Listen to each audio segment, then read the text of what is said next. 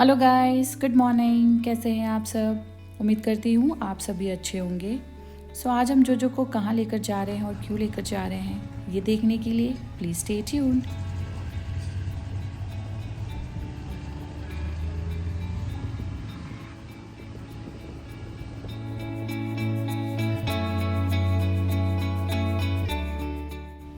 जैसा मैंने आपको कल रात को दिखाया था कि जोजो के नेल में लग चुका था, उसका नेल आधा बाहर आ चुका था, आई मीन टूट चुका था।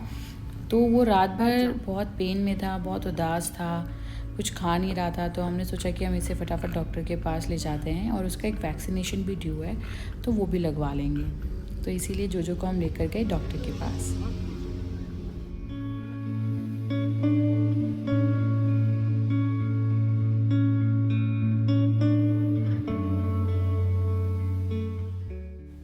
बस अब हम आ गए थे जोजो के डॉक्टर के क्लिनिक। इनका नाम मधु है।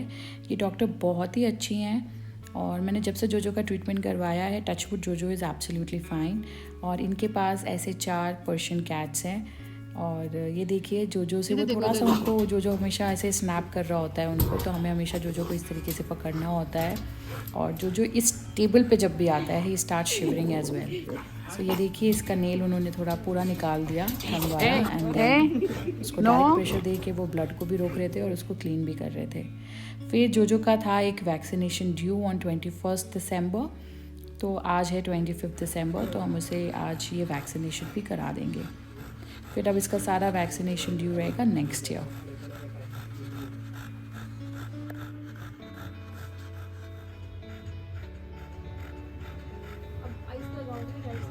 बस हो गया था जोजो का वैक्सीनेशन डन और नीलू उसे लेकर कार में चला गया था, क्योंकि यहाँ पर ऑलरेडी एक लैब्राडोर का ग्रूमिंग चल रहा था। एंड देन ये पर्शियन कैट्स भी यहाँ पर रहते हैं, तो जोजो उन्हें बहुत डिस्टर्ब करता है। तो ये देखिए, ये है प्रीति।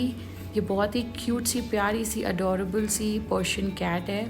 इनके पास और भी, जैसा मैंने बताया, और 2-3 पर्शियन कैट्स हैं जो हमेशा यहीं पर सोते रहते हैं, बट आज वो नहीं थे, आज वो शायद ऊपर थे। तो फिर बस उसके बाद आपको ये साइड में जोजो का पासबुक दिख रहा होगा। ये पासबुक होता है, इसमें ना डॉग्स के सारे वैक्सीनेशन के डेट्स लिखे होते हैं, उनके स्टिकर्स लगे होते हैं और वो डॉक्टर उन्हें स्टैम्प करते हैं। तो मैंने बस वो सब कराया और हम चले गए घर। ये देखिए जोजो कितना एकदम आलसी हो रखा है, लेज़ी हो रखा है, क्योंकि आज हुआ है उसका वैक्सीनेशन और उसका वो नेल भी निकाला गया है। तो जब भी इसका वैक्सीनेशन होता है ना, ये फुल डे एकदम लेज़ी रहता है और सोता ही रहता है। ये देखिए ऐसा दिखता है ये पासबुक, ऐसे ये स्टिकर्स लगे हुए रहते हैं। और बस इसके बाद फिर मैं और नीलू गए किकी से मिलने। हमने फटाफट किया hand wash and hand sanitize और हम मिले किकी से।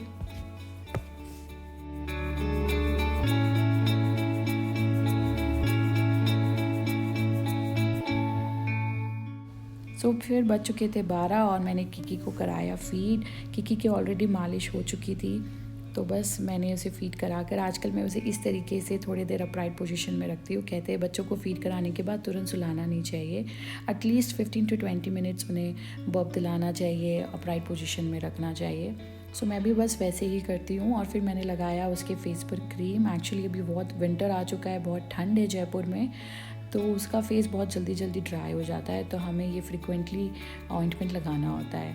और बस उसके बाद किकी का हो गया था सोने का टाइम। मम्मी कोशिश कर रही थी उसे सुलाने का और मम्मी खुद भी बहुत स्लीपी थी, तो मम्मी भी सो रही थी उसके साथ।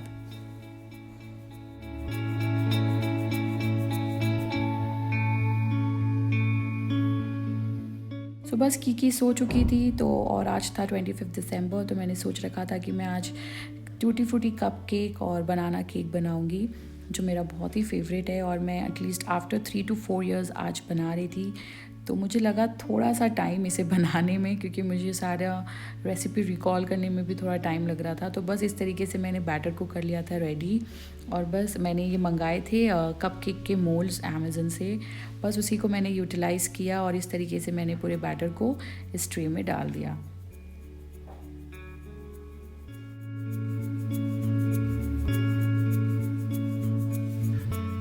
अब बस मैंने केक को बेक करने रख दिया था ओवन में फॉर 17 मिनट्स। और जब तक ये हो रहा था तो किकी उठ चुकी थी और मम्मा ने किकी को फीड करा दिया था।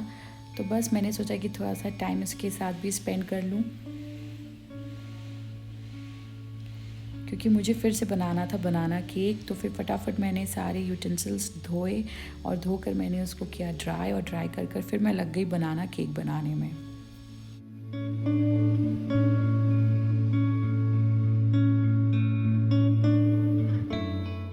सो फाइनली कपकेक्स हो चुके थे रेडी, एंड मैं बहुत ही ज़्यादा एक्साइटेड थी देखने के लिए कि ये कैसा बना है, क्योंकि मैंने बहुत दिनों बाद बनाया था।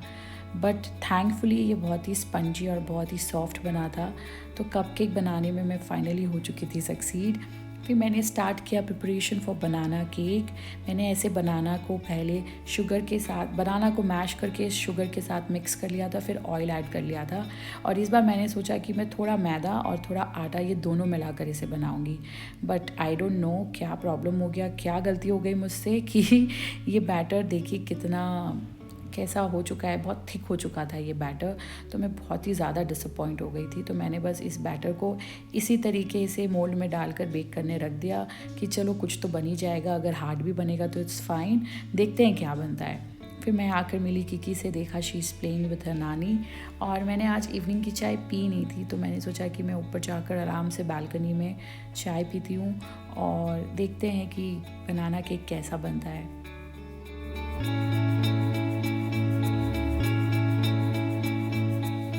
सो मैं बस जब नीचे आई तो मैंने देखा cake was ready with very less expectations. मैंने उसे निकाला और मैंने निकाल के मोल्ड को डायरेक्टली ऐसे प्लेट में उल्टा कर दिया। मैंने सोचा ज़रूर कुछ पत्थर और सॉलिड सा ही बना होगा, बट सरप्राइजिंगली ये बहुत ही सॉफ्ट और बहुत ही स्पंजी, बहुत ही अच्छा केक बना था और बहुत ही अच्छा टेस्ट कर रहा था। इसे हम टी टाइम केक कहते हैं। मुझे बनाना केक बहुत पसंद है, तो आई एम वेरी हैप्पी कि ये बहुत अच्छे से बना और अब मैं इसे एवरी टाइम बनाया करूँगी। फिर मैंने आकर देखा कि Kiki is playing with her dad. Kiki को इस तरीके से क्रिसमस ट्री देखना बहुत पसंद है because of their lights. Actually Kiki अब 6 दिसंबर को 4 मंथ की हो जाएगी। तो अभी बहुत सारे चेंजेस हमने कीकी में देखे हैं, जिस तरीके से जैसे कि नाउ डेज़ वो थंब और फिस्ट को पूरा प्रॉपर सक इन करती है, चीज़ें ग्रैब करने की कोशिश करती है, टर्न होने की कोशिश करती है, इस तरीके से बातें करती है, दूध पीने में बहुत नाटक करती है, अपने हेयर को स्क्रैच करती है। सो ऐसे बहुत सारे चेंजेस मैंने देखे हैं जो मुझे डॉक्टर ने भी बताया था कि ऐसा सब होने वाला है। देखिए कीकी किस तरीके से टर्न हो रही है। सो बस उसके बाद मैंने आकर किया ये कप केक और बनाना केक को set on the dining table. Actually cup cakes तो ख़त्म ही हो चुके थे जैसे ही मैंने बनाया, बस ये 2 ही बचे थे। फिर मैंने बनाना केक को इस तरीके से रख दिया ताकि हमें जब भी मन करे so we can directly take it and ईट।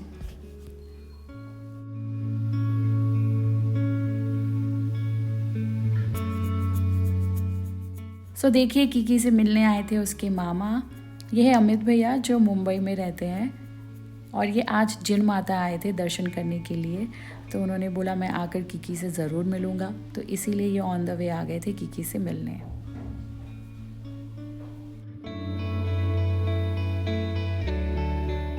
ये देखिए जोजो को बिल्कुल पसंद नहीं है ऐसे कोई आता है, और वो कीकी को उन्होंने गोद में लिया था। तो जोजो आजकल कीकी को लेकर भी बहुत ज़्यादा पॉसेसिव है, तो वो इस तरीके से सबको स्नैप करने की कोशिश करता है जो भी कीकी के पास जाता है। सो बस कीकी इस तरीके से टाइम एंजॉय कर रही थी। ये देखिए ये सब नए थे और कीकी इन सबसे पहली बार मिल रही थी, but she was not cranky at all. इस चीज़ में आई एम वेरी लकी। ये सबके साथ अच्छे से मिल लेती है, सबके गोद में चली जाती है और एंजॉय करती है। और ये देखिए जोजो तो बिल्कुल भी अमित भैया को बाहर ही नहीं आने दे रहा था। एक्चुअली सब घर के इस रूम के अंदर ही थे, nobody was going out because they all were scared of जोजो। But still